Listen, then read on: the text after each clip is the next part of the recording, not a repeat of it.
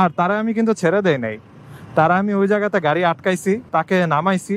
And সমস্যাটা হচ্ছে তার যে আমি গাড়ি আটকাইছি সামনে কিছু রাখি নাই, তার যে মালিক গাড়িতে বসে ছিল, আমি যখন ড্রাইভারকে নিয়ে কথা বলতেছি গাড়ির মালিক হচ্ছে সামনে গিয়ে বসে গাড়ি টান দিয়ে বের হয়ে গেছে।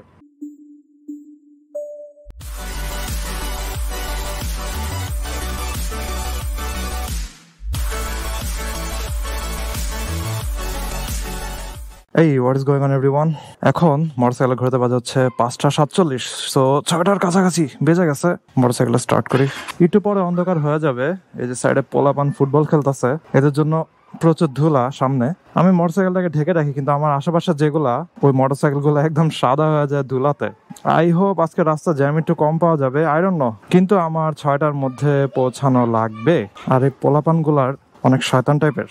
আমি কাহিনী বলি, ওরা হচ্ছে বারবার আমার মোটরসাইকেলের অ্যালার্ম বাজা দৌড় দেয়। তো যখন হচ্ছে আমি মোটরসাইকেলটা ঢাকা রাখি তখন ধরে টরে না, কিন্তু যখন মনে করেন যে কাপড়টা দিয়ে ঢাকি ওইটা যদি ওয়াশে দেই, অথবা মনে করেন মোটরসাইকেল ওয়াশ করে নিয়ে আসছি, তখন কাপড়টা আমি উপরে দেই না, কারণ মোটরসাইকেল তখন ভেজা থাকে। তো যদি কাপড়টা দেই তাহলে কাপড়ের সব ধুলা মোটরসাইকেল আটকা যাবে। এজন্য রাতের বেলা আমি কাপড়টা লাগাই না যেদিন মোটরসাইকেল ওয়াশ করি। তো পোলাপান এগুলো কি করে, বিকালে সন্ধ্যা যখন খেলতে আসে তখন সবগুলো মোটরসাইকেল ধরে মোটরসাইকেলের উপরে বসে। আমারটাতে যখন অ্যালার্ম বাজে তখন হচ্ছে তারা দৌড় দেয়। তো এগুলো তো আমি কিছু বলি না, কিন্তু একবার একটা জিনিসে আমি প্রচুর রাগ হয়েছি। আমার এখানে যে উইন্ড ব্রেকারটা আছে, সামনে যে ব্ল্যাক কালারের উইন্ড ব্রেকারটা, তো এইটাতে হচ্ছে আঁচড় দিছে শার্প কিছু একটা দিয়ে, অ্যান্ড নখ দিয়ে দিলে ওটা বোঝা যাইতো যে কিরকম, কিন্তু হালকা একটু ডিপ টাইপের আঁচড়। সো অবশ্যই এটা তারা কোন একটা চাবি অথবা শার্প কোন অবজেক্ট দিয়ে কাজটা করছে। তো তখন আমার খুবই রাগ লাগছিল এদের উপরে,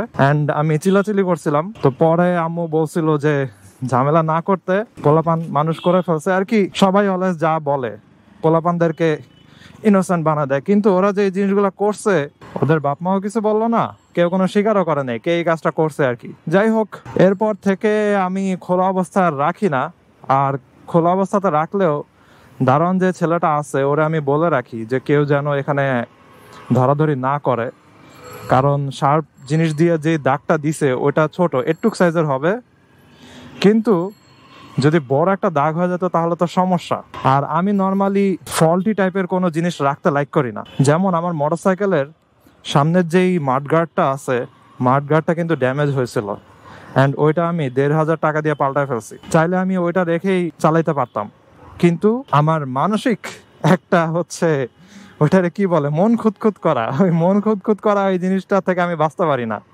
সো মানসিক শান্তির জন্য আমি ওইটা পাল্টায় ফেলছি। অ্যান্ড এতদিন যে চালাই 1.5 বছর মতো হয়ে গেছে, আমি একবারও বাইক নিয়ে পড়ি নাই। তো ওই সামনের মাঠগার্ড কেমনে ভাঙছে, ওটা হইতাছে একটা গাড়ি, একটু বড় সাইজের গাড়ি, এই যে কালো গাড়িটার মতো, এটার মতো একটু বড় সাইজের, টয়োটা ব্র্যান্ডের আই গেস। আমি জানি না, তখন আমি মোটর ব্লগ করতাম না, তখন আমি ক্যামেরাও কিনি নেই আই গেস। তো ওই গাড়ি আমার সামনে ছিল, তো 3 রাস্তার মোড়ে গলিতে, ঠিক আছে, তো গলিতে গাড়িটা দাঁড়াইছে, এখন ওই সাইড থেকে আরেকটা গাড়ি আসতেছে।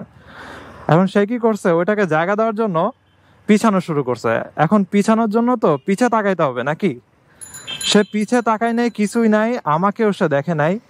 অ্যান্ড এমন না যে আমি ইনভিজিবল হয়ে এখানে বসেছিলাম, আমি কন্টিনিউয়াসলি তার এই অবস্থা দেখে হর্ন দিতেছি, আমার লাইট তো জ্বালানোই ছিল, আমি তারে ব্লিঙ্ক মারতেছি, হর্ন দিতেছি, কিন্তু সে পিছনে একবারও তাকাইলো না, এনে হচ্ছে লাগা দিছে সামনে।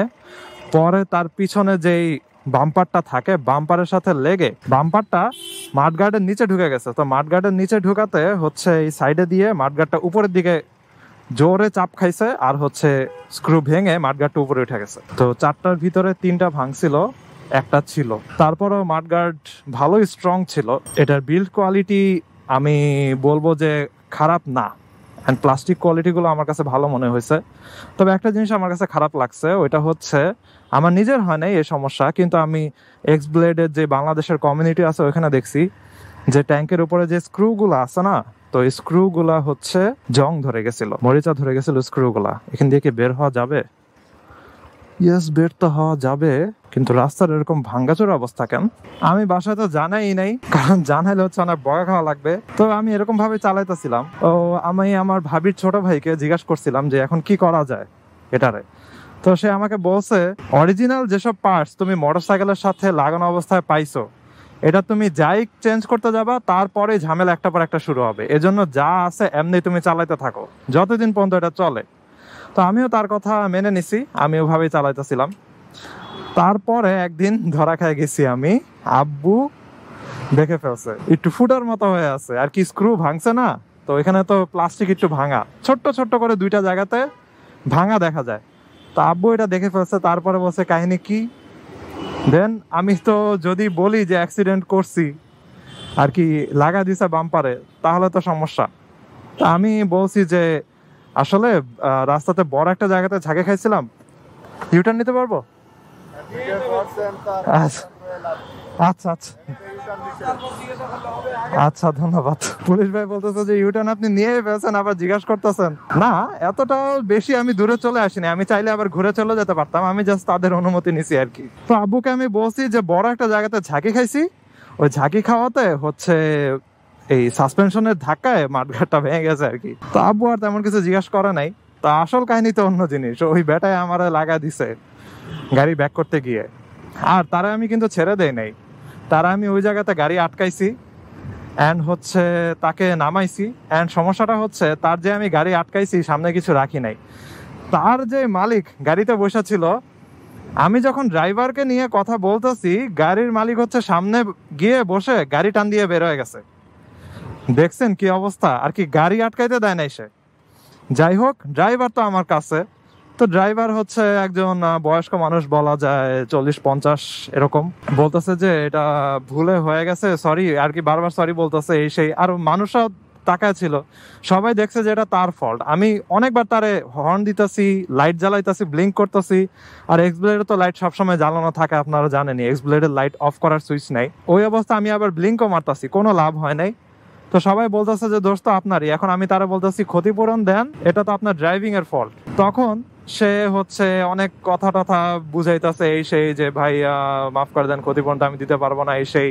আমি বলতেছি যে আপনি না দিতে পারলে আপনার মালিক দিবে, গাড়ি যার সে দিবে, আপনি বলতেছেন দিতে পারবেন না, কিন্তু এখানে তো আমার এটা পাল্টাতে আরো টাইম লাগবে আর কি, পাল্টাতে তো আরো টাকা লাগবে। অ্যান্ড আমি তার সামনে শোরুমে কল দিছি, কল দিয়ে বলছি এই পার্টসটার দাম কত। শোরুমওয়ালারা বলছে যে 1,500 টাকা লাগবে। তো পরে তার ছেলে আসছে, আমি জানি না ওটা আসলে তার ছেলে নাকি। সো তার ছেলে আসছে, তার ছেলে এখানে চাকরি টাকরি করে, সে বলতেছে। তারপরে সে আমাকে ক্ষতিপূরণ দিছে, একদম পুরাটাই নিছি, যতটুকু হচ্ছে লাগে এটা রিপেয়ার করার জন্য, রিপ্লেস করার জন্য আর কি। এন্ড তারপরে আমি হচ্ছে তাকে ছাড়ছি। প্রায় 1-1.5 ঘন্টার মতো ওইখানে আমি দাঁড়ায় ছিলাম। এন্ড আমি লাইফে কখনোই কারোর সাথে রাস্তায় গ্যাঞ্জাম ট্যাঞ্জাম করি না, কিন্তু ওই সময় আমার এতটা খারাপ লাগছে যে আমি বাধ্য হয়েছি তার সাথে এরকম গ্যাঞ্জাম করার জন্য। কারণ একটা নতুন মোটরসাইকেল আমি কিনছি তখন, কত 1-2 মাস হয়েছে, আই গেস 2 মাসও মনে হয় নাই। এর মাথায় এরকম একটা জিনিস হয়ে গেল যেখানে আমার নিজের কোনোই দোষ ছিল না। এখন তারা আমি কেমনে ছাইড়া দিই? আর এমনও না যে আমি তার সাথে একদম বাইকের চাকা লাগায় বসেছিলাম, এমন না, আমি প্রায় 2-3 হাত ডিস্টেন্স পিছনে ছিলাম। ওয়াও, এই পাঠক ড্রাইভার আমার কেমনে চাপ দিল দেখছেন, হ্যান্ডেলের সাথে তো লাগাই দিত সে। তো এত ডিস্টেন্সে থাকা অবস্থাতে সে খালি পিছাইতেছি, পিছানো তার থামে না। সো ফল্টি জিনিস আমি রাখতে লাইক করি না, তার উপর আবার একদম নতুন। এরকম সময় বের হলে মাথা টাথা সব গরম হয়ে যায়। তার উপরে আপনাদেরকে বললাম আমার মাথা গরমের কাহিনী। আমি নর্মালি বাইক রাইড করার সময় অনেক ঠান্ডা মাথায় থাকি, কিন্তু যেখানে আমার নিজের কোনোই ভুল থাকে না তখন অনেক রাগ লাগে আসলে, যে আরেকজনের ভুলের খেসারত আমার কেন দেওয়া লাগতেছে। এটাই সুবিধা আপনি ভালো একটা ব্র্যান্ডের মোটরসাইকেল যদি কিনেন। তো যদি চাইনিজ হইতো তাহলে হয়তো আমার অনেক প্যারা খাওয়া লাগতো পার্টস আনানোর জন্য, পাওয়াও যেত নাকি তারই কোনো ঠিক নেই। যাই হোক, বাসার সামনের ওই পিচ্চিদের কাহিনীর থেকে কথা বলতে বলতে আমি আপনাদেরকে আমার অ্যাক্সিডেন্টের কাহিনী বলে দিলাম আর কি। যদিও এটা হচ্ছে আমার আগের ভিডিও, যারা দেখছে, যারা রেগুলার আমার ভিডিও দেখে তারা জানে। মোটরসাইকেলের ঘড়িতে বাজে হচ্ছে 6টা 8, দাঁড়ায় আছে আমি হাতিঝিল ঢুকার মোড়ের সামনে। বিজয় সরণি দিয়ে আসি নাই, কারণ বিজয় সরণি দিয়ে আসলে আরো একটা জ্যাম খাওয়া লাগতো। আজকে আমার হাতে সময় খুবই কম, এই জন্য চিপা রাস্তা দিয়ে রিক্সার জ্যামের ভিতর দিয়ে ঠেলে আসা লাগছে। যাক, এতক্ষণ পরে জ্যাম ছাড়লো। ঘড়িতে বাজে হচ্ছে 6টা 10, অ্যারাউন্ড 6টার দিকে চলে আসতে পারছি, একটু পরে মাগরিবের আজান দিয়ে দিবে। সো আমার এই ঘটনার থেকে শিক্ষণীয় জিনিস কি হতে পারে? ওইটা হচ্ছে বাংলাদেশের রাস্তাতে কোনো কিছুরই ট্রাস্ট করবেন না, সেটা যাই হোক না কেন। আর আমি যেই সমস্যাটায় পড়ছিলাম ওটা থেকে আসলে বাঁচার কোনো উপায় ছিল না।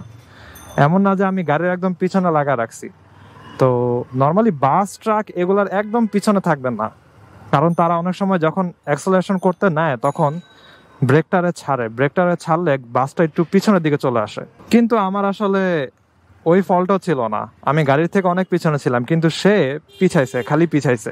যাই হোক, ভিডিওটা এখানে শেষ করি। I hope you guys like this video, and if you're watching me for the first time you can kindly subscribe. So see in the next one. সবাই ভালো থাকেন, টাটা।